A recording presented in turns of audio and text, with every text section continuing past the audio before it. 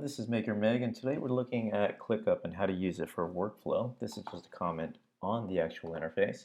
So my comment has to do with creating space.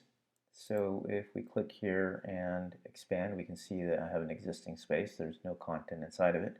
But if I want to create a space, I click on Add Space, easy enough. And now I come to the Create New Space area. Let's say that I want to create a space from a template. Well, I'm going to go ahead and click templates. Now, this is where it gets a little maybe confusing for people that are new to this, because if I'm creating a space, I should only be able to click on the space templates. But the fact that I can click on folders or lists or other things like that is rather confusing because in my head, I am still in the process of creating a space. So let's say I go ahead and click folder and I think to myself, well, I'm going to use a template and that template's going to drive the information in the space. Because sometimes you would look at this and go, the space would probably inherit the attributes of the folder, or in this case, a list. So let's say I create on project management there, and now we say here, okay, great, it's a template. And remember that we're still in the mindset that we're creating a space, and we go to use template. Now this is where it gets thrown off because we're going to create a folder name.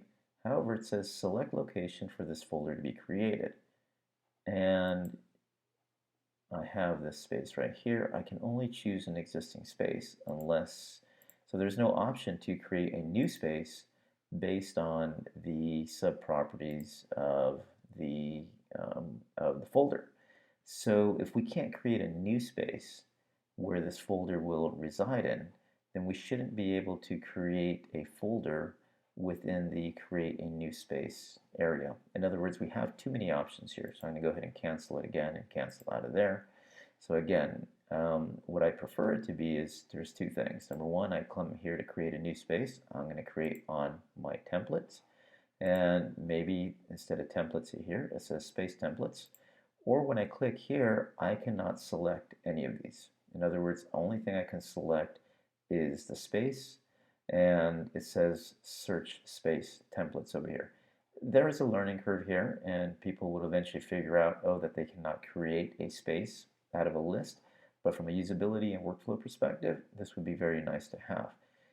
Assuming, though, that this is not corrected and we are not limited to this, we would be able to create a folder here, and in this area here, we would be able to add a new space. And so the space would inherit the properties of the folder, and that template, specific folder template would then drive the other items within that.